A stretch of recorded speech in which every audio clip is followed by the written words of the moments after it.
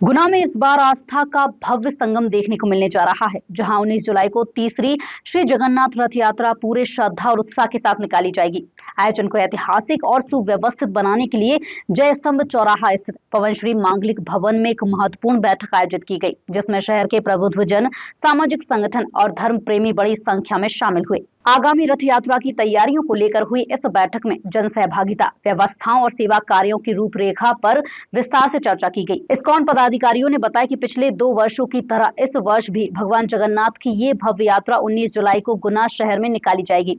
इससे पहले 16 जुलाई को बीनागंज, 17 जुलाई को राघोगढ़ और 18 जुलाई को आरोन में रथ यात्रा का आयोजन किया जाएगा। 19 जुलाई को यात्रा की शुरुआत बीएनएसएल ऑफिस के पास से होगी, जो गायत्री मंदिर, हनुमान चौराहा, शांति पब्लिक स्कूल, जगदीश कॉलोनी, हाट रोड, निचला बाजार, सदर बाजार और जय स्तंभ चौराहा होते हुए पवन श्री मांगलिक भवन पहुंचेगी। यहाँ भगवान जगन्नाथ, बलदेव और सुभद्रा जी 7 दिनों तक विश्राम करेंगे। इसके बाद 20 से 26 जुलाई तक पवन श्री मांगलिक भवन में भागवत सप्ताह का आयोजन होगा, जिसमें इस्कॉन भक्त समर्थ कृष्ण प्रतिदिन दोपहर 3 बजे से शाम 6 बजे तक कथा का वाचन करेंगे। जगन्नाथ रथ यात्रा 19 जुलाई को गुना शहर में आयोजित की जा रही है, जिस सिलसिले में आज एक मीटिंग का आयोजन पवन श्री गार्डन में किया गया, जिसमें शहर के गणमान्य नागरिक उपस्थित हुए और सभी लोगों ने जगन्नाथ रथ यात्रा में बढ़ चढ़ कर हिस्सा लेने की अपील की है। मैं भी अपने द्वारा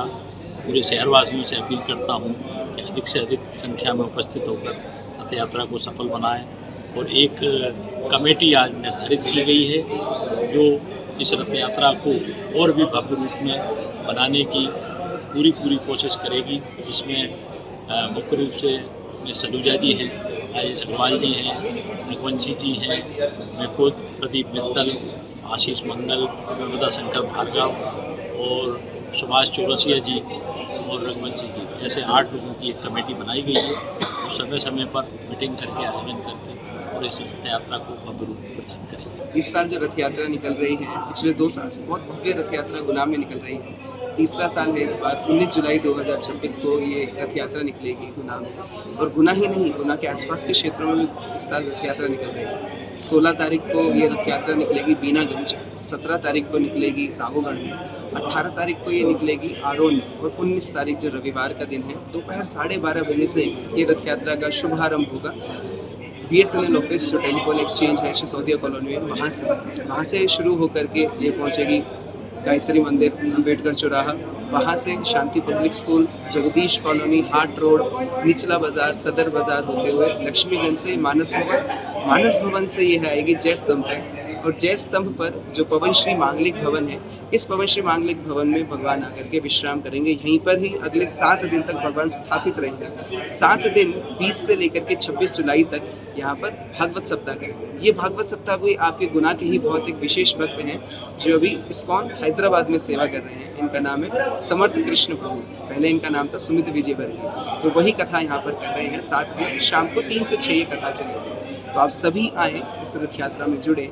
साथ ही साथ हमारा इस्कॉन केंद्र जो गुना का है, कमला पेट्रोल पंप के सामने, प्रत्येक रविवार को वहाँ पर सत्संग का आयोजन किया जाता है। शाम को 5 बजे से सत्संग शुरू होता है। भगवद गीता पे हम एक श्लोक लेकर के चर्चाएं करते हैं। उसके बाद हरि राम कीर्तन होता है, भगवान की आरती होती है, और सबके बाद में भगवान का फुल प्रसाद होता है। तो आप सभी आइए, परिवार के साथ आइए, मित्रों के साथ आइए, और आकर के इस पूरे प्रोग्राम में पार्टिसिपेट कीजिए और अपने जीवन को सफल बनाइए। हरे कृष्ण, जय जगन्नाथ।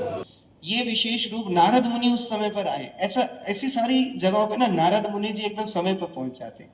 नारद मुनि जी उधर पहुंचे, अभी नारद मुनि जी को देख करके वो लोग तुरंत अपने नॉर्मल रूप में आ गए। नारद मुनि जी कहते मैंने देख लिया, ये मैंने आपका सबसे बड़ा जो महाभाव का रूप है मैंने देख लिया है, अब मैं इसका प्रचार प्रसार पूरी दुनिया में कर दूंगा। इस प्रकार से तो ये जो रूप है जगन्नाथ बलदेव सुभद्रा मैया जी का, ये बड़ा कृपावान रूप है। अभी प्रश्न उठता है, तो रथ यात्रा कैसे शुरू हुई? ये तो भगवान का रूप है, बड़ा ही सबसे कृपावान रूप जो भगवान का है, जगन्नाथ रूप है। ये समय है कुरुक्षेत्र का। कुरुक्षेत्र के मैदान में युद्ध चल रहा है। युद्ध चलते चलते एक दिन ग्रहण पड़ा। जब ग्रहण पड़ता है तो हम लोग क्या करते हैं, कुछ दान वान निकालते हैं, ग्रहण खत्म होता है या ग्रहण के दौरान जाकर किसी पवित्र नदी में आसपास में स्नान करके आते हैं। हाँ, किसी के पास समय नहीं है तो पार्वती में डुबकी लगा के आ जाएंगे, किसी के पास समय है तो उज्जैन चले जाएंगे, शिप्रा में स्नान कराएंगे। हाँ, इस तरीके से। तो वहां पर कुरुक्षेत्र में एक कुंड है, वहां पर जाकर के सभी स्नान करने के लिए गए।